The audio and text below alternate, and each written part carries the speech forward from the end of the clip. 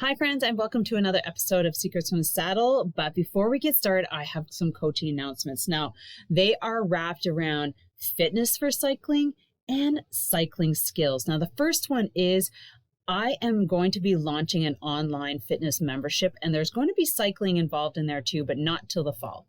Now, what it's all about is that cycling is great, but we certainly need to think about muscle development and strength for strength, power, and speed on our bikes.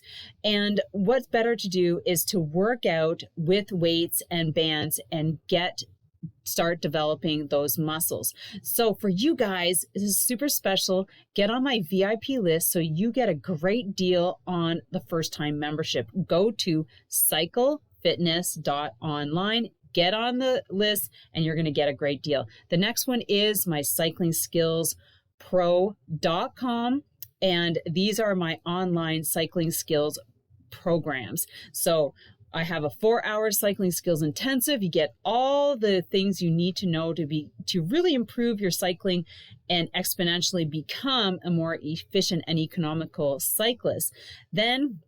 Or you can do it in a 4-hour, you can do it a 4-week, or you can get a downloadable module where you can just do it at your own pace. And use this code PEDAL to get an extra $50 off. With that, have an amazing episode and enjoy the interview. We apologize in advance. We had some audio issues, but I hope that you can definitely put that behind you and enjoy this interview. Thank you. Welcome everybody to another episode of Secrets from the Saddle with your host Sylvie, and I am super excited to introduce my new coaching friend, MIKA SIMOLA from Finland. Yes, we don't just talk about Canadians and Americans. Like I said, I'm going to go all over the world to bring you great, amazing people in the cycling world. So before we get started, don't forget to subscribe, like, comment, and share, and also provide a review, which would be helpful for boosting this to the top, because that's where we want this one to be. So I'm just going to introduce MIKA. And like I said, Finland, it's going to be interesting. He's going to tell us a little bit about what's going on over there right now. And so MIKA is a Finnish racing cyclist. He finished, so these are kind of his accolades.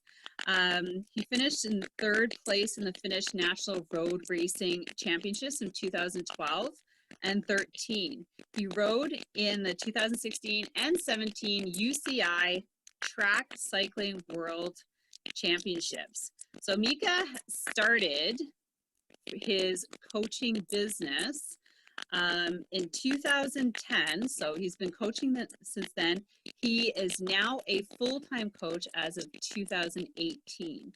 So before we get into MIKA's story and how he got into cycling and what is happening currently in Finland, just a little background how we know each other.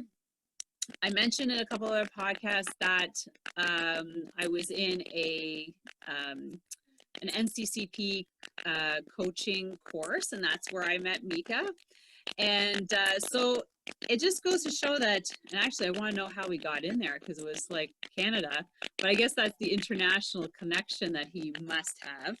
And that's it was a great way for me to connect with other coaches, and I'm super excited to be able to bring him and his story to this podcast. So welcome, MIKA. I'm so happy to have you here.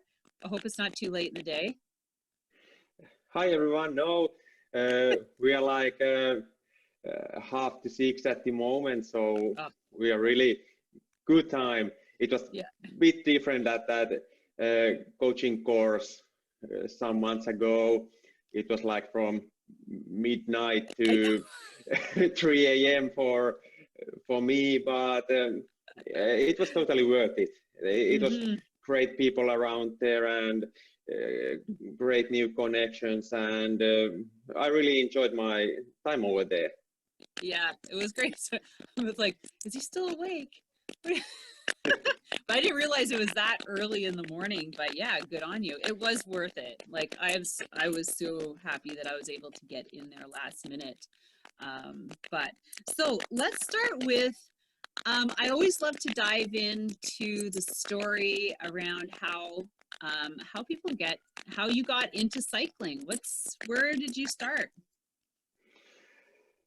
I think my story is like a really typical for the someone coming at late age to the sports. I was something like 16 or 17, and I have played football. I mean, is it soccer for you? Also, I played soccer all my life, and I was bad at playing but good at running. So I was looking some other options to train because obviously I wasn't ever gonna break at the soccer. So then I just found out that cycling could be fun, and I have been watching like it always at our television. So we had like good coverages from the big stage races, and I give it a go. And at the beginning, it was more like for fun and testing stuff. But soon I realized that I probably want to race also some. Yeah. And it went well at the races for the beginning. Like I was 21 or 22 when I started racing a bit more seriously. And I had like really nice physique at the Finnish national elite level. So that got me into it. Yeah, because when you say you're late, I was waiting like 25, 26, and you're like 16. I was like, that's really early, but that's also a really great time to jump into cycling because you had a great background, a big engine for running, and then I bet it, with training, it translated over really well into building a strong, like your strong race at the U23. That's U23 level. Yeah. So from there, did you continue on with racing throughout your 20s? Is that kind of what you ended up doing?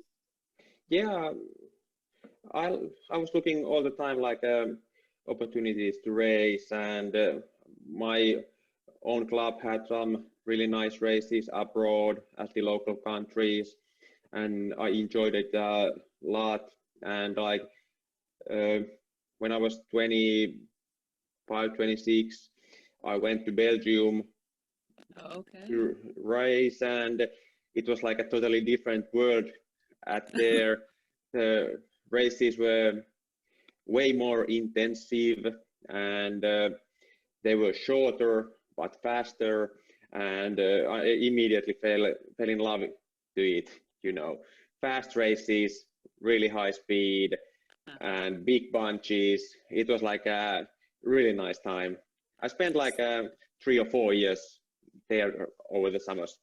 Okay, so when you're like 21, you were more racing locally around Finland, and you didn't travel like to the other countries to race until you're much older? Okay. Yeah, I think I did my first races abroad when I was 22, but it was only like some races at the Sweden next to us, and then I had like a really good progression over the year.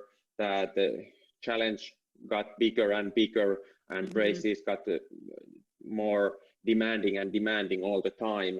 Right. So it was like slow progression, but when looking at it now, it was like a really good progression for me because I was able to train and develop myself all the time to the challenges of those races. I think it's also really important to say, like, as an older cyclist, like even like in your early 20s, it like you develop your own what am I looking for? Not just like a mental capacity, I guess, to, you know, to travel and to train at that level, and also, you know, to understand, you know, what it is to, you know, maybe lose at a race, and take that and apply it to become better. Because you know, I guess it's just the maturity level is what I'm saying. You know, over like when you're younger, and you take it more to heart. You don't understand, like, you know, failure is a a stepping stone to success.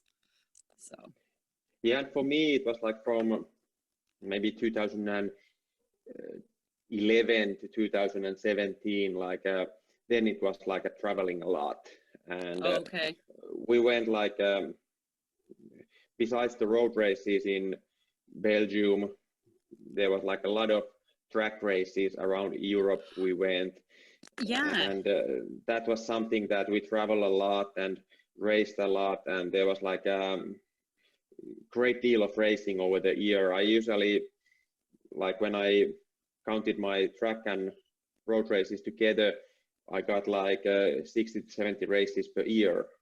So wow, it was like we were really racing, and yeah, I I guess. was really enjoying it. Like, I think my most races in one year is like maybe, I don't know, maybe under 15, and that was intense. But I was also like, I don't know, early 40s, maybe late 30s.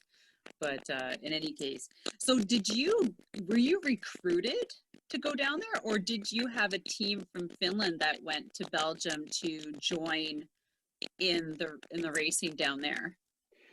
I went first to Belgium without any team, Oh and gosh, really? I just went to race there because Yeah, I had some friends over there and I knew the scene, and right.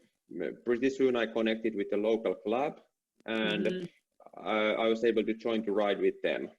Yeah, So that was really nice, and I got some like local help also yeah, about which races to go and where the group rides at yeah, the yeah. weekday starts and stuff like that. So it was like a really nice experience, and like I said that I fell in love with the racing at the Yeah. Belgium. I also fell in love with the culture over there because it's Mm. really similar to Finland, and people are friendly. I think they are everywhere, but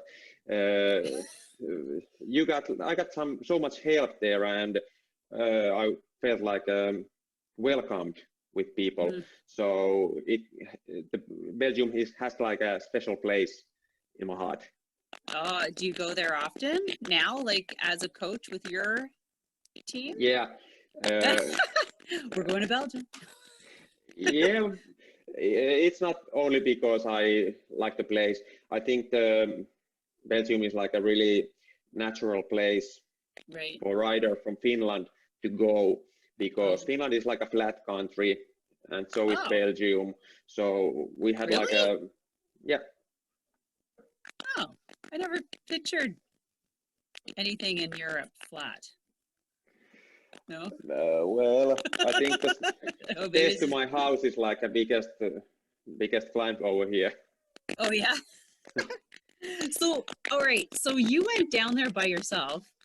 Um, was that like what prompted you to do that? Because when I started racing, I traveled by myself too, and it was just me. And I love racing so much, and it didn't matter. I would just go by myself to events, and I would meet people. And literally, I would live in my car. I don't know about you, but maybe you flew over there. Cars are a little closer. But what was it like when you decided, did you decide that this is the time to take my career as a cyclist to another level and go to Belgium, like where all the races were? Is that kind of, Yeah, it was a bit like that. I had like a really great coach from New Zealand at that time, okay. Terry Guide. I hope you are watching this, Terry. Oh, you're gonna have to And send it to him. yeah, and we were thinking how to develop my riding at that point. I wanted to do some track cycling, but we needed like some road cycling and road races too. And then we were figuring that and we just figured out that Belgium is like a place to go. And in fact, I packed my bikes, road and track to my car, went through Sweden. I had like a 3-day stage races at Sweden, and then I continued to Belgium. So pack the car up.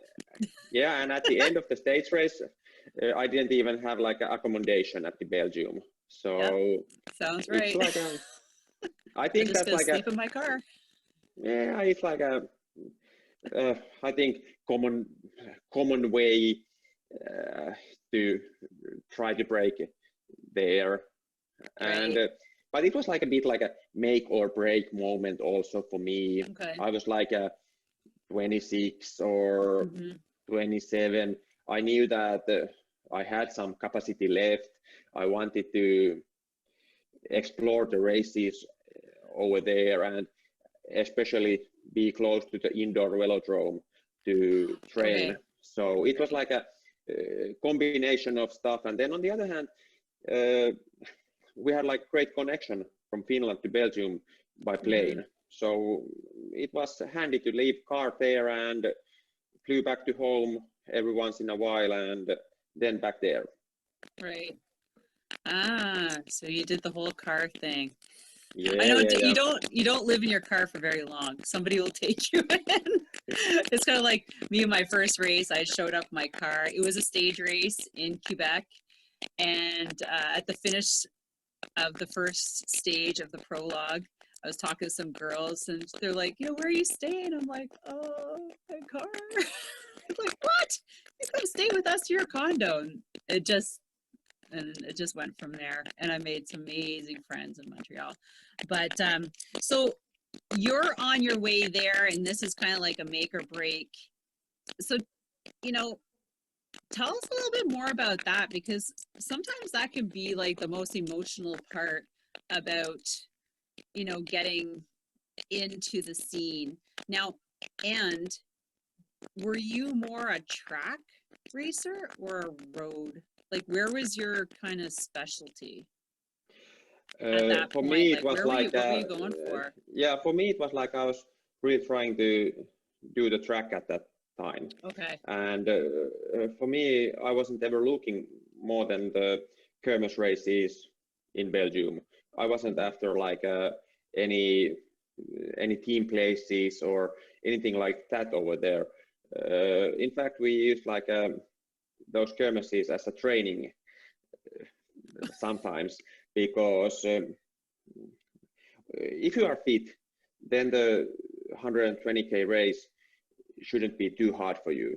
You should be able to ride that at your base level, even no matter how difficult the course. If it's flat, you should be able to do it. And I remember one winter we did hardly any intervals. We just did like a base training a lot, and then I went really early to Belgium, and the races were my intervals at that point, because the main season was at the autumn. So we were just like using races as a training. Yeah. But did that base training really help? Like, because you know how people are about base training. They're just like, this is so boring. All I want to do is like go super fast all the time. And well, that's really interesting. So how did it go when you got there? Like you said you spent like 4 years. It went really well.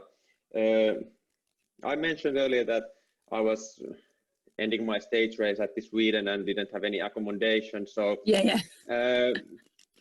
I found an accommodation on my way to the Belgium, and it was like with this really nice teacher who was renting his room, and he was really taking care for me for like my first summer over there.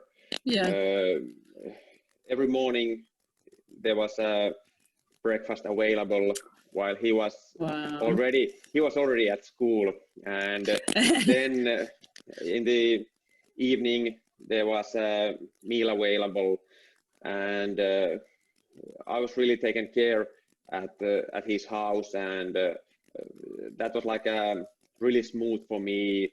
He was speaking really good English, and I got like a really lot of help at the beginning, and it really helped me later, because later I rent like an own room at the another parts of the Belgium, and I knew how most of the stuff goes there, right. and I haven't had any problems ever at the Belgium. So I was really like I got good connections to help when I needed help, and people are speaking really good English over there. So it's like it was So like where a you really got your nice. English? Yeah, I think a lot of it. I didn't really. I didn't think Belgium was more English. I thought it was more Spanish. No, they're speaking really nice English, and especially younger people, they are always trying it. Oh, cool. So is that where you competed in the UCI track worlds?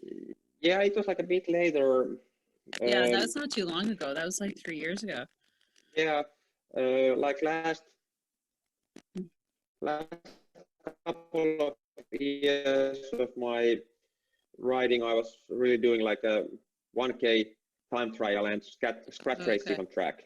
Right. I got a bit tired about being in Belgium and being away from home that much, and it was like a second make or break moment. Oh. I was in my Come 30s back to and Finland and say, can I do this?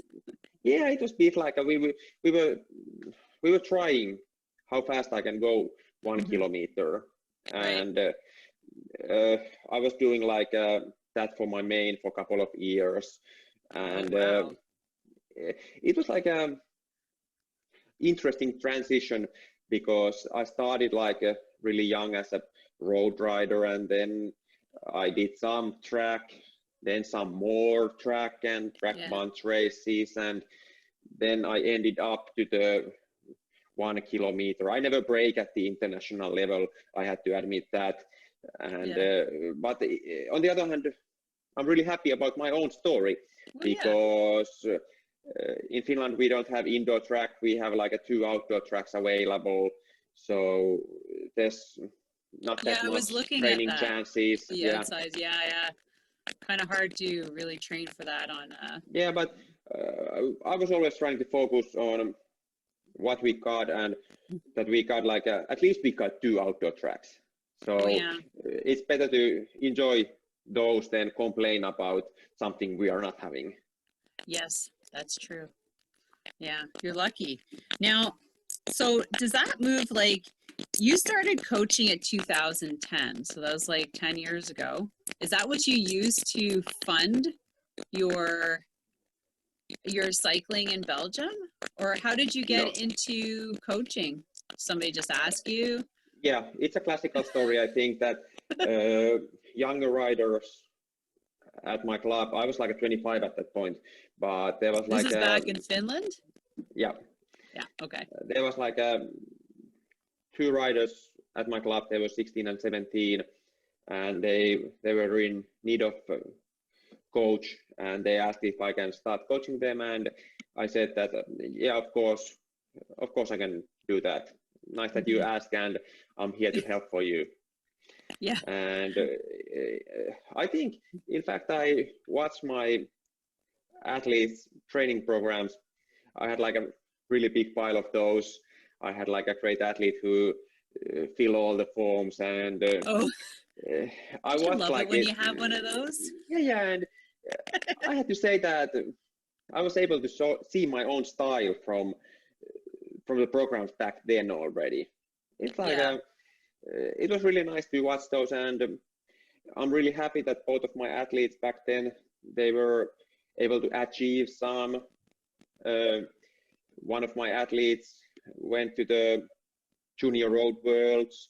Oh, cool. And he was with me in Belgium for one summer.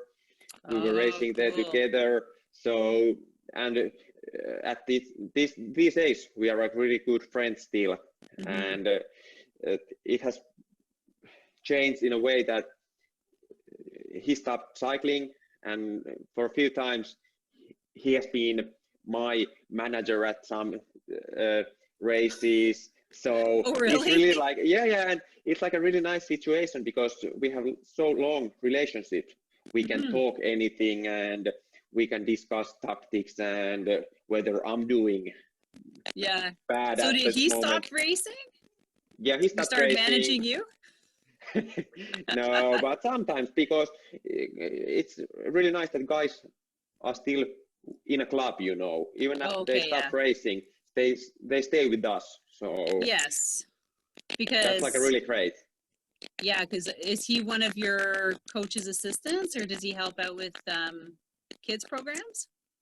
No, he's in fact studying out of town, but we are still keeping in touch like every month, and whenever there's like a grand tour professionals are doing, we are like having live WhatsApp feeds going on. We are changing information. So cool.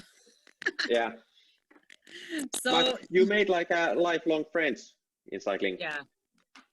Yeah, no, that sounds really good, and it's nice to have somebody actually close to you like that, where you can kind of bounce ideas off of and actually have them come to an event with you, because having somebody help out is really nice. I never really got that because I was always kind of like the manager for our club events or our team. I had a masters women's team, so I was the one there putting up the tent and taking care and making the schedule and so one of these days. I had to mention about when I was doing like my time in Europe, and especially the track races. The bit downside was that I was always doing those alone, and most of the time without any manager or coach with me even. So that was like pretty hard sometimes. Even I was at the UCI Worlds, and I didn't have like a coach even there with me. So that's like something that that bothered sometimes, because you are like really alone there when there's like a teams around you, and then you are there. Of course, I got some great help from the great people over there, but still at the end of the day, when there's like no coach or no manager with you, and you are like preparing to the big races like World Cup or World Championships, you are at the wrong place when there's no even manager for you. So but then on the other hand, it gave a lot of experience. I bet it did. But I hear you. It is kind of lonely when you show up by yourself and you're like, and you're like an individual, independent racer and you've got no teammates around you, and you're just sort of like taking in all the experience.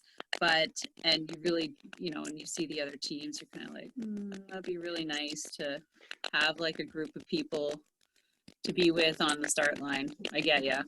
But then I had to say that I had like a really great experience at the Toronto and Milton.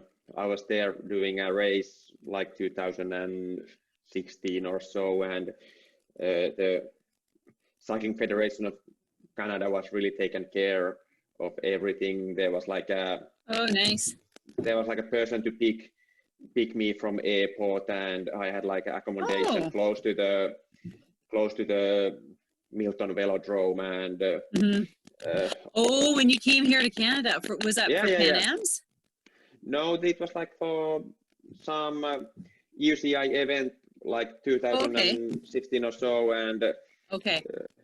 Oh, I didn't realize that was here in at Milton. Yeah, I have been over there also, and Nice. I haven't even seen that yet. there was like a really, really lot of nice people around there. I got a lot of help from the people of the federation back there. Right. I was able to use the gym at the Milton, and I needed some spare part, and I was for my bike, and I got that from Team Canada service course, and really like a great experience to be there. And the track was great, of course. Well, yeah, it was brand new. Good on you. You got to try it. I haven't even been down there. I've only been down to Forest City, and I don't even know. Did you get to see that one? No. No. It's like half the size. Ah. It's like 180 meters. Okay. So it's like you get whiplash going around there. It's so like, whoa. Wow. Yeah. But it's great for beginners. Great for beginners. Okay, so now you've moved into coaching, started your coaching in 2010. Now, 2018, you launched into full-time coaching. How is that started, and how is that now? Like we were just talking, and you said COVID was kind of had a full season. You guys are kind of lucky. Yeah. Do you have a full complement of athletes from all over, or are they more club? I had like a athlete from, I had like a really lot of different kind of athletes. There's like those who are trying to get like to the Belgium and to the teams over there. And then I had like a bit more younger athletes at club who I'm coaching also. Then I'm having like a good elite level riders. Then some masters riders, and then just like recreational riders who are having some grand fondo goal or something like that. So I'm really happy that I'm having like such a wide group of people who I'm working with, because I'm learning a lot from the different athletes all the time, and their different situation where they are with their lives. And it's really nice to have like such a big group of persons, and everyone is like a unique. Everyone is like as important as other person. So every training I do for just that athlete. I'm not using like a spreadsheet that I'm giving everyone. I'm doing it for individual, and I really enjoy it also because it's just like conversation with athlete, even though you are doing it through Training Peaks or some other platform. Right. All right. So all your clients are local, or are you having people find you from I'm having like most of the clients are from Finland, and they are spread around Finland, which is nice, I think. And then I have like a couple of athletes abroad also I'm coaching. So I'm really in a good position. And then which I'm really proud is that I'm also having like I'm not coaching just like a road riders or track racers. I'm having like a couple of BMX riders with me. Oh. Then I'm trying to learn some from my boys who are doing enduro mountain biking. So cool.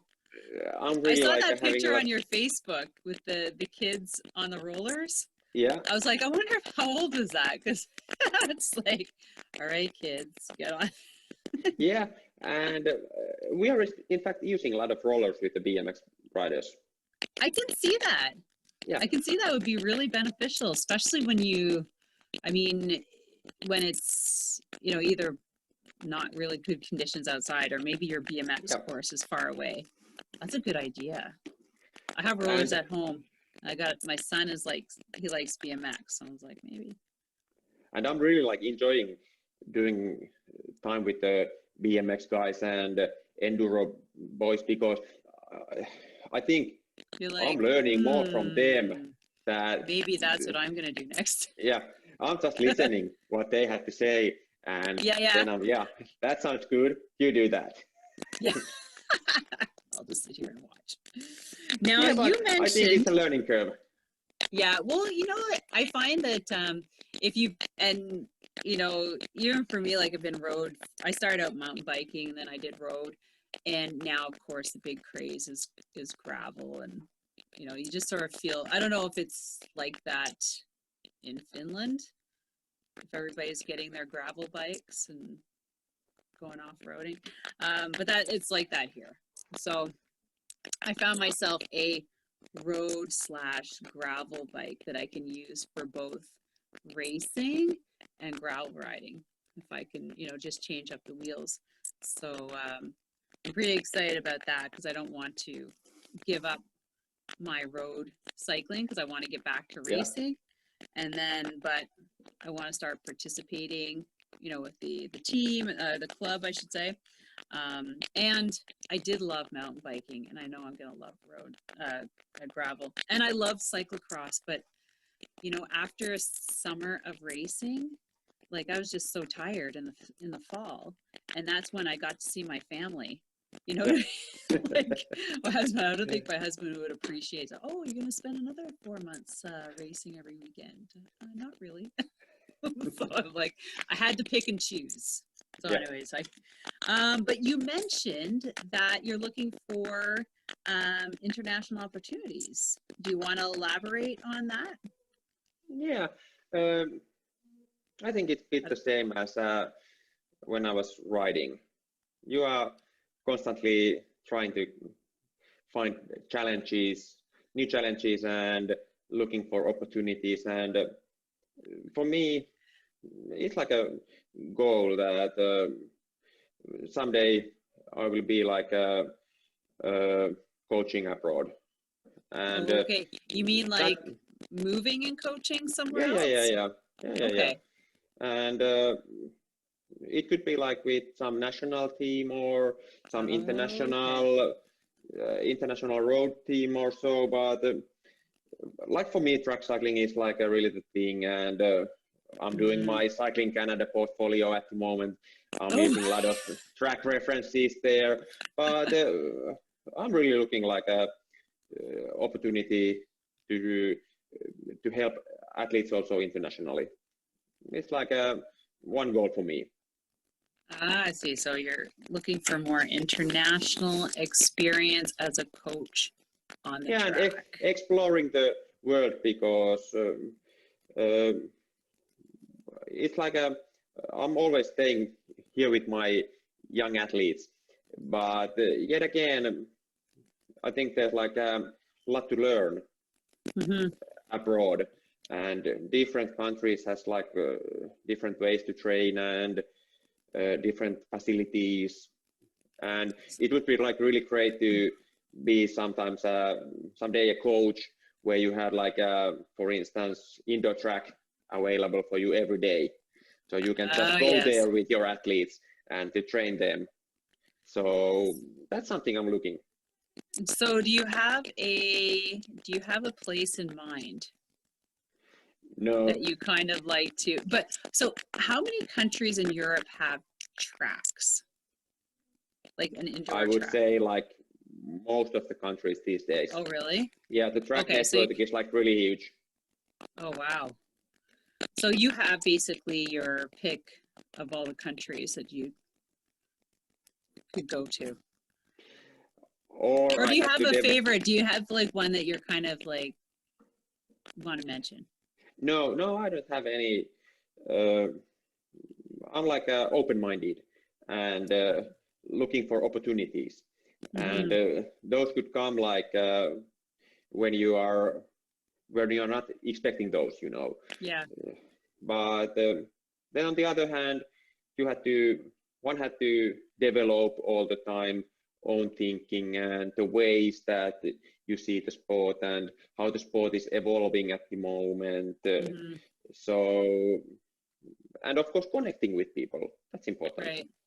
Right. You should come to Canada, hang out in Milton, or you could go to Burnaby or Calgary. Or you go to the States.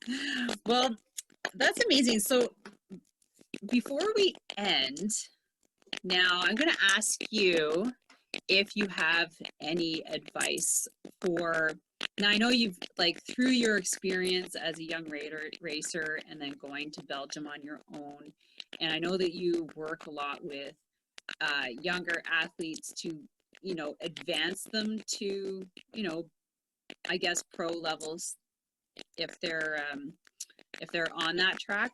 Do you have any specific advice that you would give out to say, like, you know, the next Mika is going to get in his car and drive to Belgium by himself, going for, you know, going for his dream? I think no matter whether you're coming from Finland or maybe from Canada to Belgium, I think one important thing is that you are having like a really good network of people around you, even though they might be at your home country, but that's really important. And that network also includes coach. I think that's like important for young athletes, that you are having like a network of trusted people who you can call, who you can talk, and who can really help you. I think that's something. And then on the other hand, I would say to that even younger version of athlete that be present at the school and learn the language and learn about the culture of the country where you're heading. Hey, that's a good advice, because that's really important. So even when they're travel over there, they keep their coach, they have somebody that they can always rely on as a mentor, even like when they're on their own. And I like that, learning the culture. That's really important. That can get you in trouble if you don't take your time to do that.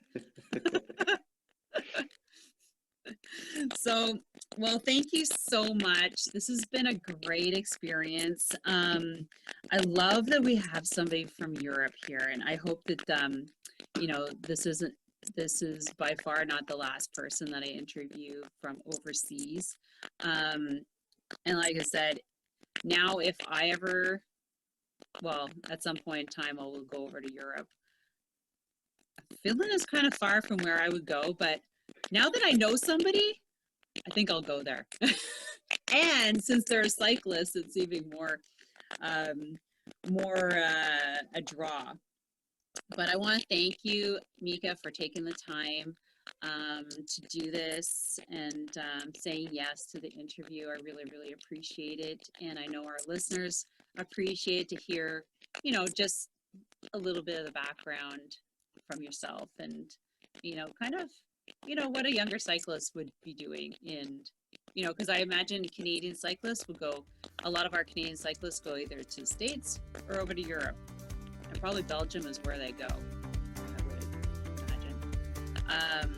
But with that, I want to say special thanks to you again, MIKA SIMOLA from Finland. And thank you to all of our listeners. Thank you so much for spending this time with me on the Secrets from the Saddle podcast, learning more about citing people, places, and things that make cycling such an exciting sport. I am so glad you stopped by today. Please leave me a review if you feel so moved to do so. I would love to hear your feedback. And if you could take 1 second to share this episode with someone you think would enjoy it, I would be forever grateful. Also, if you could please leave me a review if you feel so moved by going to iTunes and leaving me an honest thought and an honest comment, telling me what you think, and most importantly, tell me what you'd like to hear more of. It would really help me to bring more great, inspiring cycling stories to you. Until then, have an amazing day, make sure you ride your bike, and don't forget to visit my YouTube channel if you'd like to see the full version of this podcast live.